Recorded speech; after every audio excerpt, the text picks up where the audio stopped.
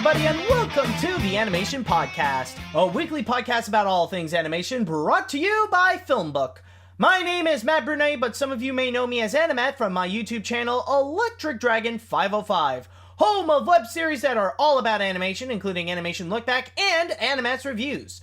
Now, if this is the first time that you are here and listening to the Animation Podcast, well, let me tell you, you are going to have a blast, or I hope you are going to have a blast. I don't know. I'm just going to make sure I'll do my best in order for you to have a fun time here in my podcast. We'll just wait and see how that goes. But specifically, though, this will talk about the latest news that happened this week. So first things first, in here, what I'm going to do is that I will be going to talk about the all-new show that's going to be coming on Cartoon Network known as Unikitty. Yes, the same Unikitty from the Lego movie. Then afterwards, we will be looking into another TV show, this time completely dedicated to Deadpool. Then afterwards, we will be looking at who will be providing their voices in the Warner Brothers movie Smallfoot. Then afterwards, we will be taking a little break from animation and look into a lost video game from Sonic. And finally, we got AniMat's Pick of the Week. If you want to check out more episodes of the Animation Podcast, then all you have to do is head on down to FilmBook, that is film-book.com, by searching the Animation Podcast. You can also email us at podcast@filmbook.com with the Animation Podcast in the subject line. And so, first things first, let me go and discuss to you guys about a new trend that's been going on. Well, not necessarily a trend per se, but something that has been starting to grow bigger and bigger, like we're seeing a lot more of them, and that is TV shows or animated series based on movies. And even though we've seen DreamWorks doing that a lot with many of their properties, rather it be with Mr. Peabody and Sherman, Madagascar, of course, Puss in Boots, Turbo, and so much more onto Netflix. But on cable television, we have been seeing them a lot as well. Even this year, actually, we got a lot of new ones coming from both Disney and Sony, rather it be with Tangled, Cloudy with a Chance of Meatballs, Big Hero 6, and Hotel Transylvania. But now it looks like Warner Brothers wants to come in and try to take their contribution onto this and decided to create an all-new show that is actually based on, well, what is so far now their biggest movie, the Lego Movie. And they actually have a series completely dedicated to Unikitty. Yes, it's not going to be an entire Lego Movie series, but it's going to be a show completely dedicated to the one character that everybody knows and loves, Unikitty. Now, I actually have my source here on Animation Magazine, and they actually put up a little summary of what this show will be about. Let me just go and read this to you guys. As ruler of the kingdom, Unikitty has busy days full of royal responsibilities. Unikitty is most interested in making sure everyone is happy and ridding the kingdom of negativity. But don't misunderstand her optimism. She is one kitty not to be crossed. While she may be full of boundless energy and creativity, Unikitty is a force to be reckoned with if anyone gets in the way of spreading her positive vibes, especially if anyone makes her little brother and best friend, Puppycorn, sad. Also living in the castle are Dr. Fox, the resident scientist, and Unikitty's trusty bodyguard, Hawkodile. Through it all, Unikitty and her friends make sure that every day is the happiest and most creative ever. And along with that, we actually do see a little poster of sorts, or a little GIF poster of just the characters floating. And we see all the characters, and it's actually going to be 2D animated, where we see Unikitty and we got Puppycorn, which is basically if you take Unikitty but make her a puppy and it's blue. You also got Dr. Fox, which is actually, what's the best way to put it? It's like, imagine if you cross Dexter from Dexter's Lab and you turn him into the preschool version of Legos. And then, of course, you also got Hawkodile, which kind of looks like a character straight out of Minecraft. And yes, it's a cross between a hawk and a crocodile. But there is also another character. We don't know who he is. They never really mentioned it. It's just a gray Lego piece. That's it, really. But along with that as well, they also did announce the voice cast that is going to be in there. And Unikitty is actually going to be played not by the original voice actor, the voice actress from the Lego movie, but is actually going to be provided by Tara Strong. Beautiful and talented lady, I must say. But also at the same time, they also got other voice actors, including Greg Griffin, Kate Mikusi, I believe, or Misusi, or Kate. It's Kate. Sorry, Kate, if I mispronounce your name. You also got Roger Craig Smith, Eric Bauza, and H. Michael Kroner. But what is actually very interesting to note about this show right here is actually the supervising producers. And what is actually very interesting is that oh no, not the supervising producers, sorry, it's the executive producers. I was checking out the wrong things. Okay, now the thing is with the executive producers is that they are actually going to be the same head honchos of the movies. The people that are in charge of both the Lego movie and the Lego Batman movie. And these include Dan Lin, Phil Lord, Chris Miller, Roy Lee, and Jill Wilfred. So, of course, it's going to have some of that original touch of the Lego movie added on to Unikitty. And I'm going to be honest, when I heard about this idea that they are making a Unikitty series, I thought to myself, you know what? Like, not only will this work as a spin-off of the Lego movie, but I can totally imagine this being its own thing. Like, people will appreciate it for just what it is. Because one thing that I do admire about this Unikitty series from what I can see so far is that it pretty much has the identity that you could see a little Lego movie in there, especially with Unikitty, and also you could pretty much tell that it will have some elements of Legos in there as well, but it has also enough freedom to be its own thing. Like, for example, let's take a look at the new TV shows based on movies. Like, when you look at the ones by Disney and Sony, those are a lot more direct with what they are. It's just, take the movies, whether it be Tangled, Big Hero 6, Cloudy, or Hotel Transylvania, and you just put them into TV form and you make them 2D animated with flash animation. That's pretty much it. I know that maybe there are going to be some people who could debate that maybe with the Hotel Transylvania one is a lot more different, considering that it only stars Mavis and a whole bunch of new characters, but let's be honest, it basically is just Hotel Transylvania, but as a TV show. It's just that the main characters are now just kids and they're in the hotel, and that's pretty much it. But with Unikitty, like, it's pretty much really different than what you would expect from a TV show that would star Emmett, for example. So with Unikitty, now it's going to be her own show. Now it's going to be themed all around her. So mostly what you would get is like the scene when they had the entire council in I forgot the name of the place, I apologize, but in like that super colorful happy land that Unikitty rules over, and they would all inhabit there, and like it is going to be mainly themed in that area. And there are a lot of great ideas that you can go with. In a way, I can actually see this be a bit of a spoof of something like My Little Pony Friendship is Magic, where like it can really really exaggerate like the cutesy happiness and just like go out and have fun with it, while at the same time you would have a bit of that satirical tone that the Lego movie would offer as well. So there definitely is a lot of great potential with this Unikitty series. And plus the fact that, of course, like, since it is 2D animated, like, maybe it could have a chance that it could also take advantage of the simplicity that it had. Imagine, like I said, I kind of compared Crocodile with a character coming from Minecraft, but it can also have the same appeal as Minecraft per se, where the simplicity of it and the way that it's not too complex, but the art style is a lot more simplistic for the thing that it is, which in this case is an animated series. Like, it can really, it can absolutely take advantage to that, and it can find ways to be more creative with it. So I could definitely see all the great possibilities that Unikitty can offer. However, there is one big catch to it. And I've already seen a lot of people that are a little bit iffy about this series.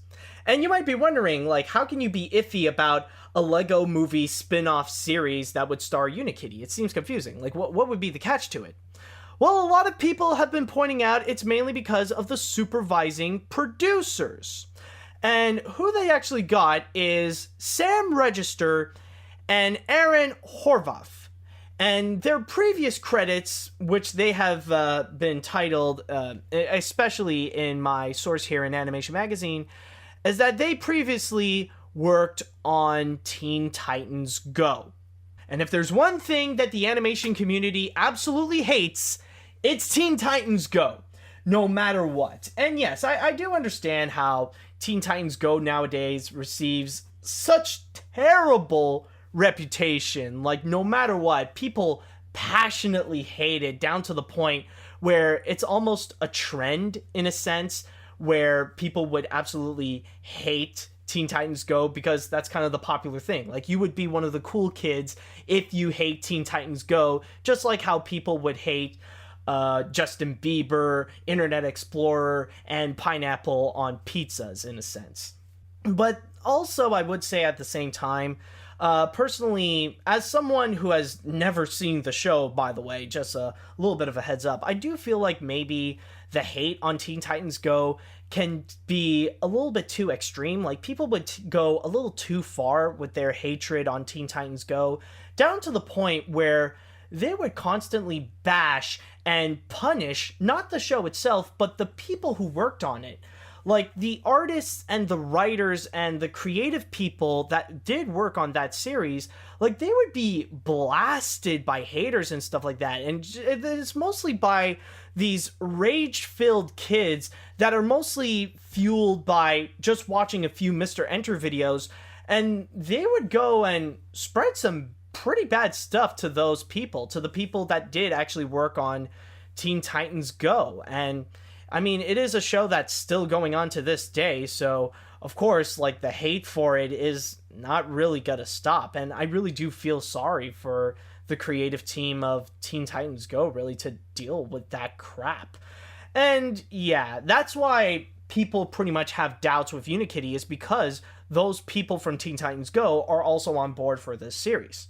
Now, let me just say right now that just because you got a bunch of guys who are going to be on board as one of the as two of the producers in this series doesn't necessarily mean that it's bad. You got to keep in mind that there are still a lot of creative people who will end up eventually working on a piece of crap. Like, you'll have some very well-respected artists. They can make some amazing stuff, and one of their jobs is Teen Titans Go. That doesn't mean that they're a bad artist all around, you know? Like, you can't just listen to Mr. Enter and just go and bash the living crap out of them for making that one episode that made him angry, you know what I mean?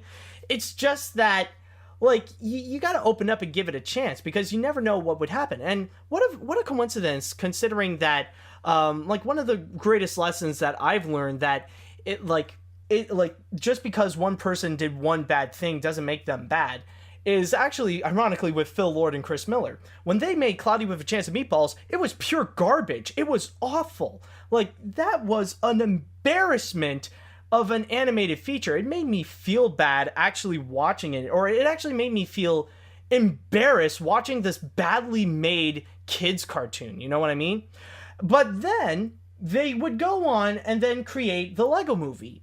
And I had my doubts first because it was made by Phil Lord and Chris Miller, and they did such a terrible job the first time around with Cloudy. Like, I don't know how it would come out with the Lego Movie. And that actually turned out really good. It was really enjoyable, it was really creative, and I had a lot of fun watching it. So I definitely, the Lego Movie definitely did gain my trust onto Phil Lord and Chris Miller, that they are capable of making good movies. So you can't just say that, oh, they did this one thing, that means that everything they touch is going to be poison. So no, that's why you got to open up, even though, yes, some of the producers did Teen Titans Go. And I mean, this is from Warner Brothers Animation. Technically, this is from the same place that they did not just Teen Titans Go, but also that they're going to create that stupid Tom and Jerry Willy Wonka crossover. Does that mean this project in itself is going to suck? maybe not, maybe it could actually turn out great. Maybe it could turn out the next big thing that Cartoon Network could offer next to stuff like Adventure Time, Gumball, and Steven Universe. Who knows how it can go? But at least for me, I feel like I would give it I would give it a chance. I would give it an open mind to it to see how it goes, and maybe it could turn out great. Maybe it could turn out as a unique series that's more its own thing, or it could be a little bit of a taste of the Lego Movie and just something that people could have before the Lego Movie 2 would eventually be released. Who knows how it could go? But yeah, all I could say is that so far, I just wish the best of luck to all the people working at Warner Brothers Animation to go create this thing, and who knows how it's going to go. We don't have an official release date yet. It just says that the premiere date will be announced soon.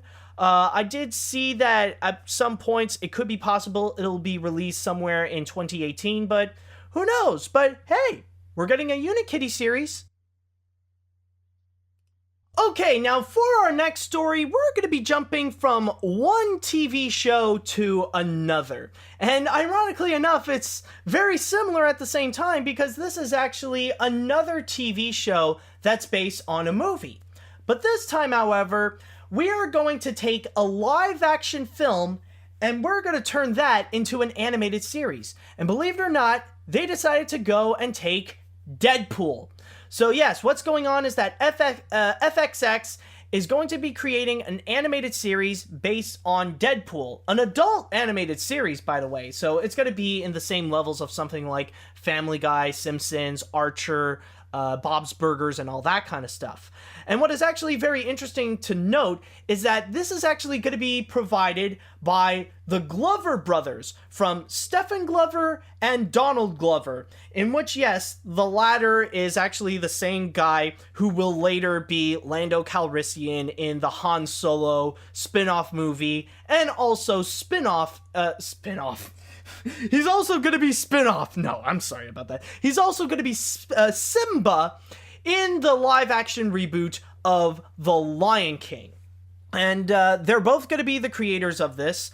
And so far, they actually did say that the first season is going to be 10 episodes long, and it's going to appear sometime in 2018. It even said here, specifically on my source here in Variety, that the Untitled show has been given a straight-to-series order with a 10-episode first season expected to debut in 2018. So, in a way, I guess Deadpool is going to get a little bit of the Samurai Jack treatment, where you're just going to have a short, quick 10-episode season right there. And what is also interesting is that one of the producers, Jeff Loeb, who comes from Marvel, actually did state that how much more fun could this be? Deadpool, Donald, and FX, the perfect fit for the Merc with the mouth. We're thrilled that our relationship with FX that started with Legion continues with what is sure to be a groundbreaking show in adult animation. And with that said, though, that's pretty much it, to be honest. That is all that we basically know, is that Donald and Stephen Glover are creating a series based on Deadpool. It's going to have a 10-episode season sometime in 2018, probably around the same time as the sequel. And that's pretty much it. We don't know regarding the cast. We don't know regarding who's going to work on the animation. It's mostly going to be remained a mystery. But one big question that I do have about this is going to be, what are they going to do with this series in particular? Are they going to go and make it its own thing, or are they going to connect it to the movies, with Deadpool and the upcoming Deadpool 2? And some people can easily say that they can immediately go and connect this with the movies starring Ryan Reynolds, where they would actually be similar in a sense. And with that said, I don't know, because when it comes to Deadpool, you can go in many different ways. Yes, it is possible that you can immediately go and try to connect it with the movies and stuff like that, but it can also try to be its own thing. like, considering that it is coming from FX, it wouldn't really surprise me that they would go and take this and they would turn it into they would turn it into an Archer style series where it would have that same realistic animation style. I don't know, maybe that's just me, but it could probably do something like that in terms of what they want to do. And especially with Archer, that's already an action-packed series right there, so they would know how to execute it, especially with Deadpool and stuff like that. But who knows? Maybe they would go and present a different, a different side of Deadpool with this one, where maybe it's a Deadpool that we could see that's more connected with the X-Men gang, or not necessarily connected, but like we would see more his relationship with the X-Men crew, so we would see more people with them. But of course, with the Merc with the Mouth, of course, like one big thing that we could probably expect is going to be some fourth wall breaking humor. So that's why I'm a little bit hesitant to say that it's not going to be directly connected with the movies, because I'm sure it'll do a lot of references to those, or it'll make a lot of references to the comics, or even that video game that was released not too long ago. And who knows what kind of direction that they could go with it, but it definitely does sound something that could be very interesting. And especially with the popularity of Deadpool that's going on right now, like, yeah, this is going to be a pretty anticipated series, since because of the movies, his popularity got a massive boost. I mean, even beforehand, he was already a pretty popular Marvel character, where any time that you would go into a Comic-Con or something like that, like any sort of geek convention, you'll always end up finding like maybe 3 or 4 people cosplaying as Deadpool. But ever since the movies, like, his popularity is now pretty well known. And even for someone like me who doesn't easily get into superhero movies, not really saying that I hate superhero movies, but like I'm not someone who immediately would go and jump into the theaters to see what new Marvel or DC movie that they got. I have seen Deadpool, and it was hilarious, but a surprisingly really good film with a good amount of drama at the same time. Like it's also a really good movie on top of being a hilarious movie as well. So yeah, when it comes to Deadpool, with this series, it's pretty interesting what it's going to go with. We don't know the details of what it will go with. We don't know the animation style. We don't know if even Ryan Reynolds himself is going to be returning as the Merc with the Mouth on this. Who knows how it's going to be? But yeah, like it says right here, we will have to wait until the 10 episodes are going to be released in 2018. Okay, so for our next story right over here, we're going to take a break from TV shows, and now we're going to look into a movie. Specifically, though, one of the upcoming Warner Animation Group films that's actually not about the Legos or anything like that. It's going to be Smallfoot. And this is just a small piece of news that they have announced. And they actually did reveal about some of the cast members that are going to be there. So apparently Warner Brothers has announced that Channing Tatum, Zendaya, and Gina Rodriguez are going to be the main voices in the film Smallfoot. Now, for those of you who don't know what Smallfoot is, what it basically is, taking my source here from The Hollywood Reporter, it aims to turn the Yeti Sasquatch lore 180 degrees, focusing on a Yeti who believes that humans exist despite her society assertions to the contrary. So basically, there's this one Yeti who believes that humans are real, but all the other Yetis don't really believe it.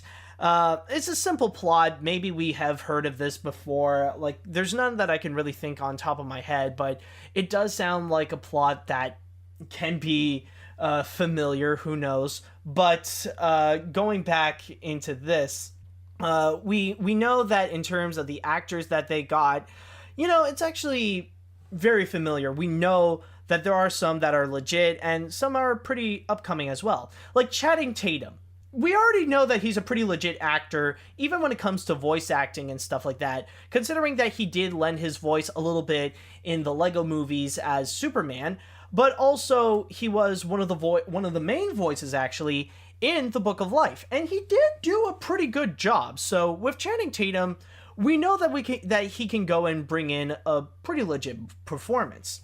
But when it comes to the other two girls that we have right over here, Gina Rodriguez and Zendaya, that's going to be a little bit more of a mystery. We're not 100% sure about how they're going to go.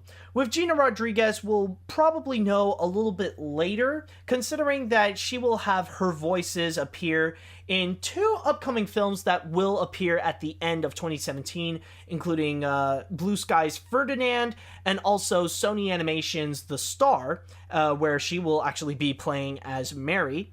And with Zendaya, well, I'm not too familiar with her TV works that she has done, but I know that she will be in the spotlight soon, knowing how she will be as an actress when she will be appearing in Spider-Man Homecoming later this summer. And apparently she will be providing a voice in a original Force movie called Duck Duck Goose. And that's all that we know so far. And even in terms of the movie, we know very little about it. And the only information that we know other than this is that they did say that Ryan O'Loughlin is going... I think that's how you say his name, Ryan O'Loughlin. Yeah, okay, Ryan O'Loughlin is going to be the director of this film. And the idea of it actually came from Sergio Pablos. This is the same guy who actually thought up of Despicable Me. So basically, I can imagine that this is going to be the big selling point of this, is that I can imagine the trailers are going to say, from the mind that brought you Despicable Me. And yeah, who knows what's going to come up with this Smallfoot project, because honestly, I probably need to see a trailer to give me a good idea, or at least just a visual representation of what it would look like. Are they going to go into a more cartoony route with something similar with the Storks, or are they going to do something that would seem more realistic in a sense? Maybe we'll get something that would be in the veins of something like Monsters, Inc., both visually and in the story as well, because I can imagine it could be something like that. And ironically enough, it just dawned on me actually that technically DreamWorks Animation is also going to have their own Yeti movie, but it's not going to be released in 2018. They did delay it to sometime later, I believe. I think in 2020, I think. But yeah, I know that they have a movie coming soon called Everest, where you got a bunch of kids who has to bring this Yeti back to Mount Everest and pretty much have that entire Ice Age story right there. But with this, I don't know, I would probably need to see more with what they have to do, because I feel like so far I don't have enough information to really say, to really have a full opinion on it, because so far I just don't feel completely impressed with the small story that they have. And plus the fact, just saying that technically there's no information on who either Channing Tatum, Zendaya, or Gina Rodriguez are going to play. We don't know what's going to happen on that front, so we'll just have to wait and see how that goes. And we might get some information soon, considering that the movie will be released later next year on September 14th, 2018. Okay, so for our next story right over here, we're going to take a full-on break from animation, and we are going to be discussing about a property that animation fans are actually very familiar with, and I'm talking, of course, about Sonic the Hedgehog. Now, this was just something that I was browsing around Anime News Network to see what kind of news that they would offer that would seem interesting to talk about, and this one actually did caught my eye, actually. And this is actually regarding a video that was released by Unseen64 through the YouTube channel Did You Know Gaming. And in there, they actually talked about, apparently there was a skateboard game with Sonic the Hedgehog that was never released called Sonic the Hedgehog Extreme. Now, I highly encourage you guys to go and check out the video itself to get a lot more information, and I'm pretty sure the guy from Unseen 64, like, he's done a far better job discussing about this movie than I would. But to give you guys a short little summary of the whole history of Sonic the Hedgehog Extreme, is that it actually all started with this company called Visionscape Interactive. And they would go and create a few little video games, but then there was at one point when they actually made this video game that got a bit of popularity called Bare Knuckle Grind.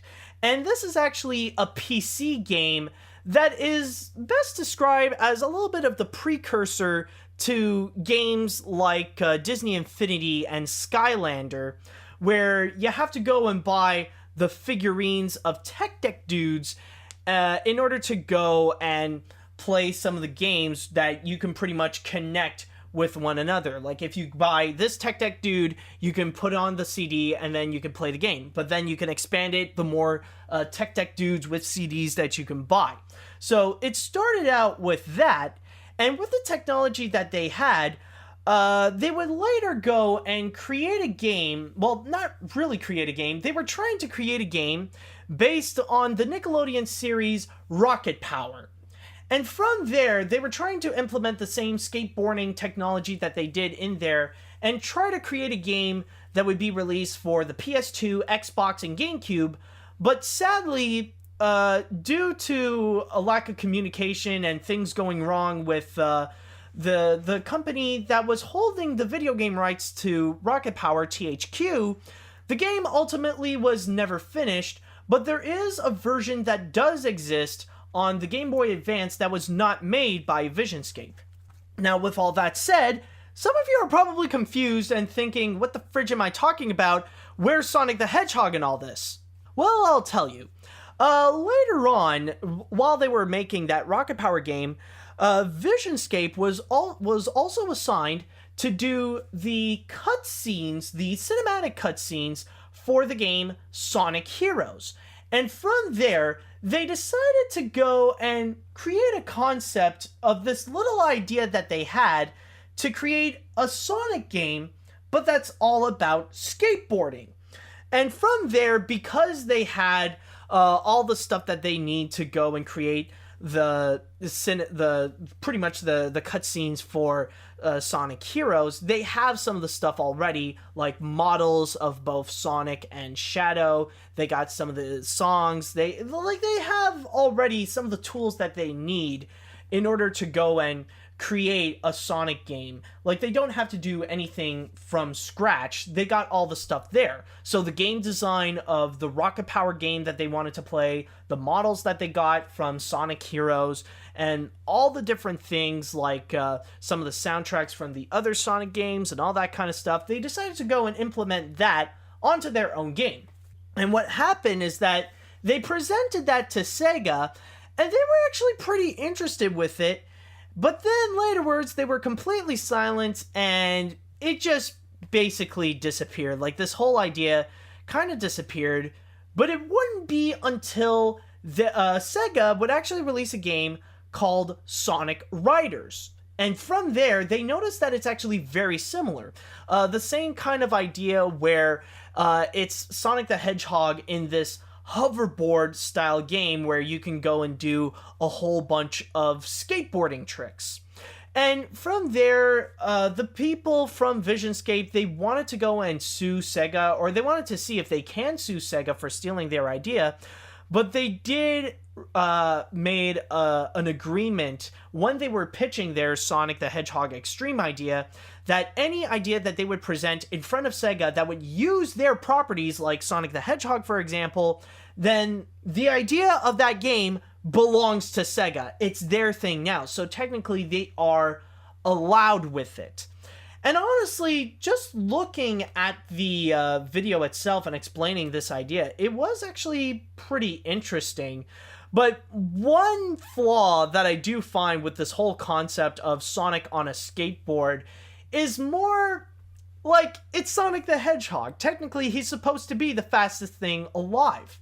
Now, with that said, what's going to be the point of using a skateboard, really. In a way, I guess it's kind of the same criticisms as people would give with what was it? The Sonic the Hedgehog All-Star Sega racing games. You know, the ones where like you would see Sonic, Shadow, Tails, that they're all in a car, but they're so fast, why would they need a car? Like, couldn't they just run? But then again, the last time that they did that was Sonic R, and everybody knows that that game became a freaking disaster right over there. Oh my god.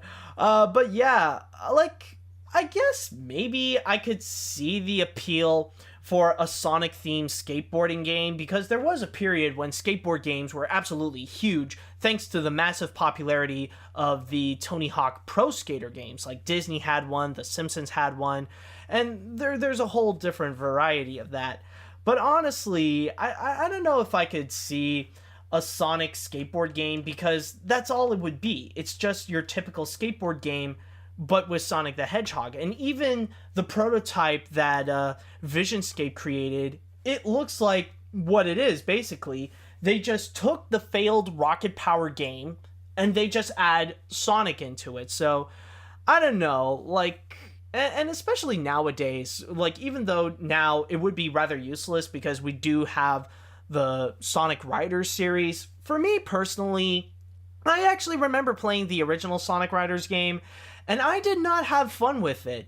Like, the controls were convoluted, nothing made sense, and it just felt broken for the most part. And especially since Free Riders has been infamously known as one of the worst games that you can get for the Xbox Kinect.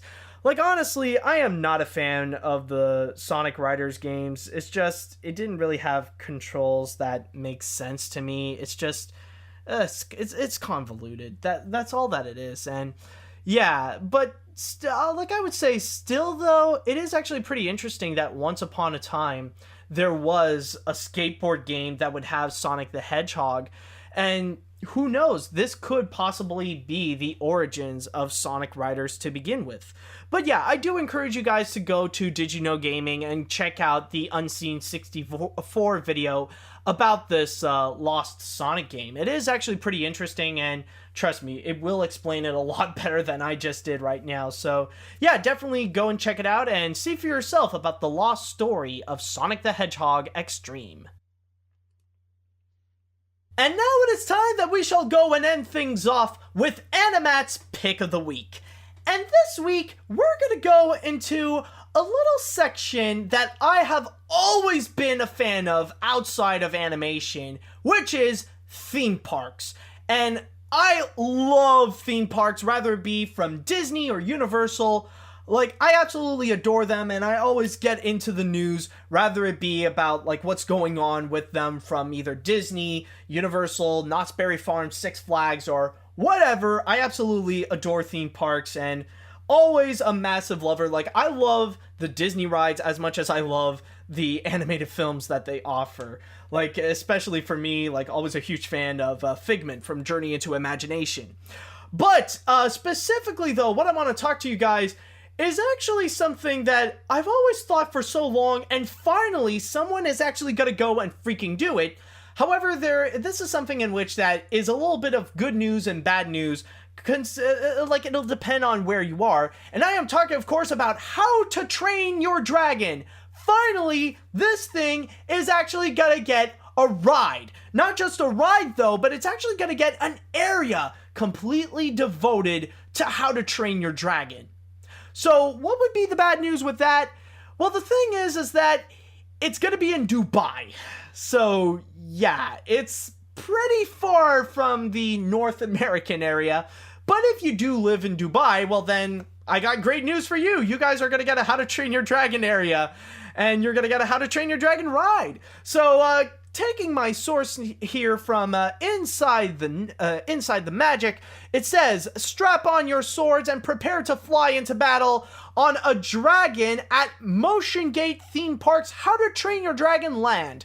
The Dubai theme park has opened the newest land based on the DreamWorks animated film. The new land will eventually contain 3 rides within the park's DreamWorks zone. Now, going more into here, the main attraction that they do have is something called Dragon Gliders. The forthcoming Dragon Gliders ride will let guests take flight and discover the experience of what it's like to fly with Hiccup and Toothless. This roller coaster ride will let you fly over the Great Hall and the village of Berk. So basically, it's a roller coaster type ride where you would go and fly around the area that is based on Berk. So it's not just a ride within itself, but you'll see all the people that are actually walking around. And Dragon Gliders will have a unique ability to be stopped, speed up, and slowed down by ride operators. The idea behind the design was to help guests focus on the scenic and important parts of the ride. So in a way, some people can argue that technically rides are already doing that there are moments that they're going fast or they're going slow to take a moment to notice. I was like, this thing is going on. Okay, here we go. Like, for example, with the Harry Potter attraction, like Harry Potter and the Forbidden Journey in Universal, where there are some moments that they are slowing down because Harry has to tell you something. It's like, we gotta go get this thing. All right, here you go. You go and get the thing. And on top of that, there are also some other attractions as well that they stated that are going to be in there, since they said that there are going to be 3. It stated, the area's swinging Vikings ride takes you on an adventure with Rough Nut and Tough Nut, hijacking a Viking ship just for fun. The Camp Vikings ride lets you climb aboard waterlogged ships in Berk's Harbor. This ride is meant for younger ones, as it features crawl nettings, dragons, and water guns. So the swinging Vikings ride, yeah, as you could probably expect, it's more like those swinging boat rides that you would see in any other any other amusement park. And then you also got a little kids section with Camp Vikings. But the main attraction that's going on in there is Dragon Gliders. And they did also offer a little behind the scenes look that they were pretty much telling you about this attraction, where you're pretty much following the adventures of Hiccup and Toothless, and you're going to meet other characters as well along the way, where you're going to have a lot of animated cutscenes from that are going to be made directly from DreamWorks. You're going to have some like a lot of massive scenery made exclusively for the ride, and also some animatronics as well. So you would actually go and meet live like Hiccup, Toothless, Astrid, and some of the other dragons as well. So that's pretty much the big picture with the How to Train Your Dragon ride. Now, before I would go and give you my thoughts on the entire How to Train Your Dragon ride and what they're going to do with it, allow me to explain to you a little bit about what Motiongate Dubai is, because if you're listening to this, then chances are you probably don't know what it's all about. Now, the thing is that Motiongate Dubai is basically another Universal Studios in a sense, but with different movies. And this is like brand new. This thing actually opened right at the end of 2016. So everything that's coming out of it is actually pretty fresh. And what they have to offer is actually rides that are based on movies from 3 different big name studios. The first one that they got is from Lionsgate. Now, that section is actually not complete, but pretty soon they will have attractions that are based on the Hunger Games.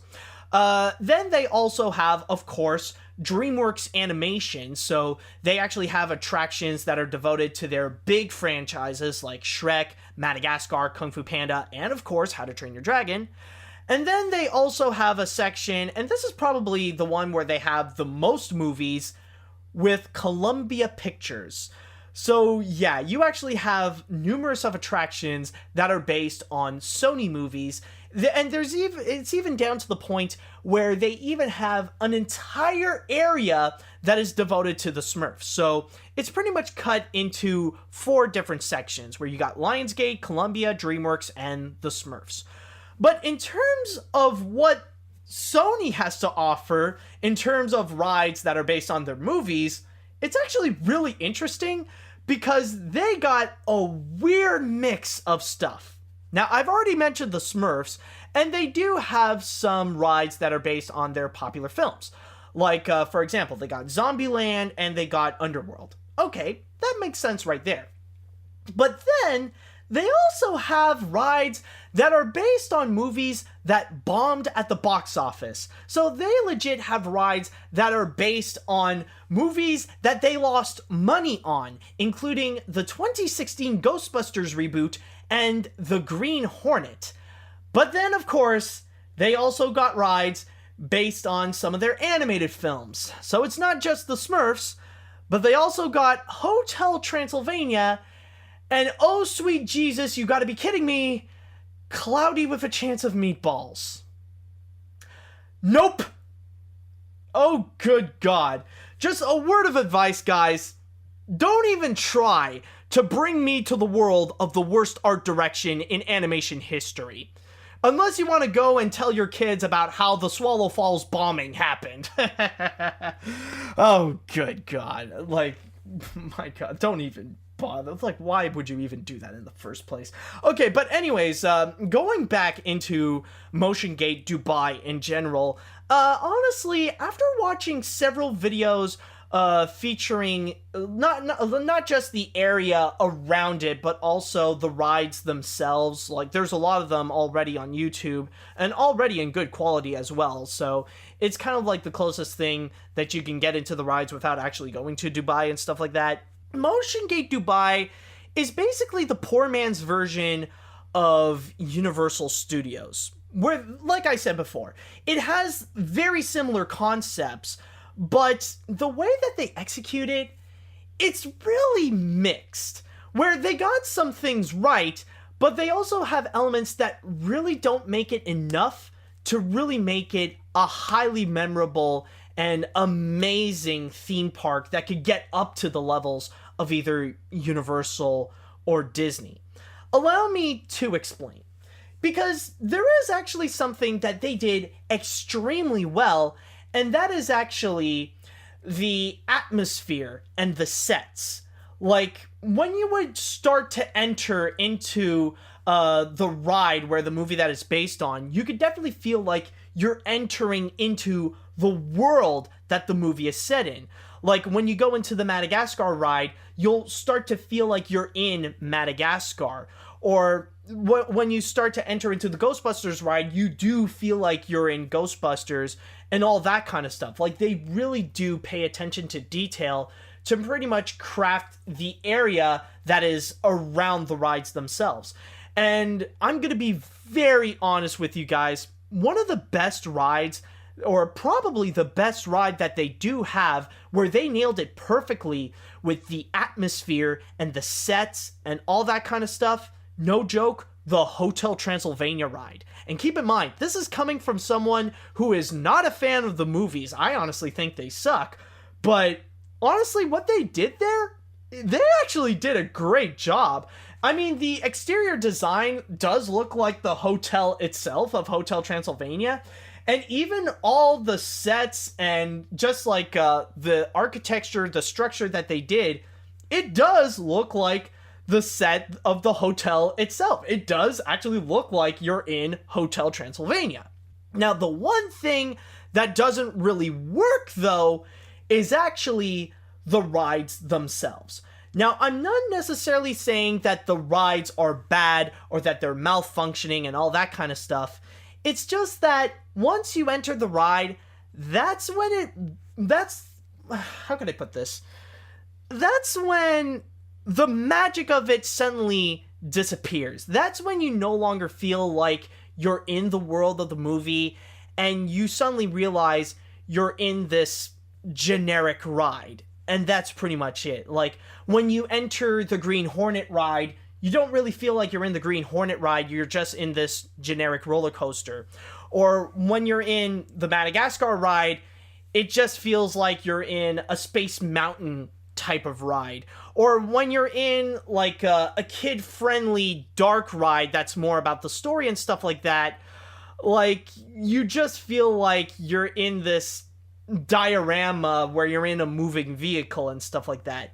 And one of the biggest flaws is that it's actually very rare that they would even have animatronics. For the most part, like in the Smurfs ride, or in the Madagascar ride, or even the Hotel Transylvania ride, they don't even have animatronics. They just have statues. So they're pretty much static, and they're just not moving around. Like, they're trying to make the audio and the dialogue try to bring the attraction to life, where the characters are just barely moving, and that's why it doesn't feel as effective as something coming out of Disney. And even if they do actually have animatronics, the technology that they have, it is as equally as advanced as the Jungle Cruise back when it opened with Disneyland in 1955.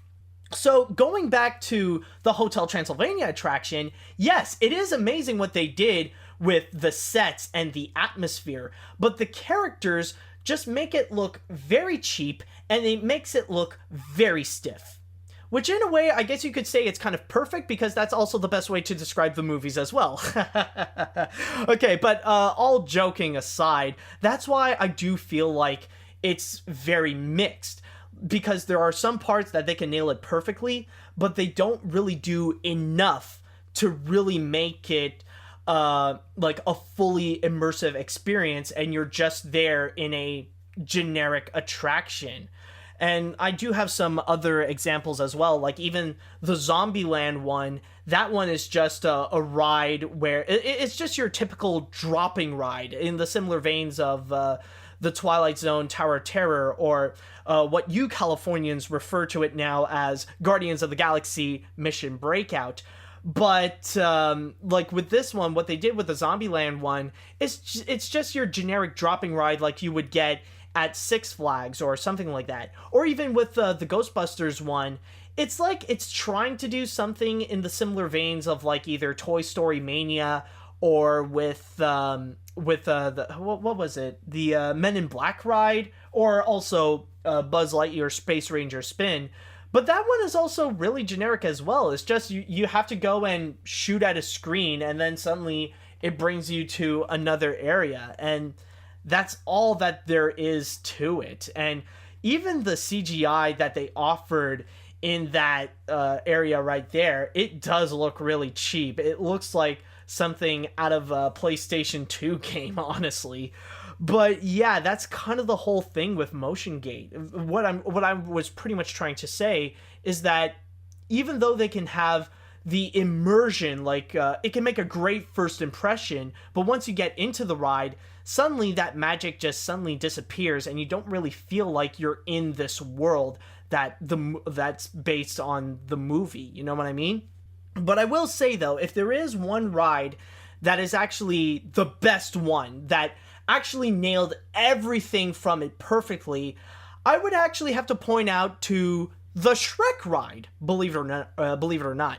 And the reason why I decided the Shrek one is actually the best ride that they could offer is mainly because this is a ride that actually works with its technical limitations. Because the thing is that technically the Shrek ride is kind of like you're riding the movie. So it's a little bit like Mr. Toad's Wild Ride, or Peter Pan's Flight, or that Monsters Inc. ride that was in, that Monsters Inc. ride in Disney's California Adventure.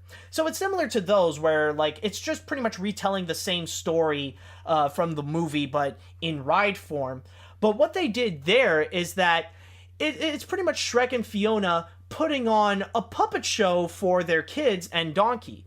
And they do actually offer animatronics, and it is a little bit weird, and you see the characters are rather stiff in the opening scene. But then later, you are actually transported into the world of the puppets. So the animatronics limited movements actually do work well with the fact that they are puppets. And it actually works beautifully, and I feel like with that ride, they nailed it like so well. Like they actually did it great.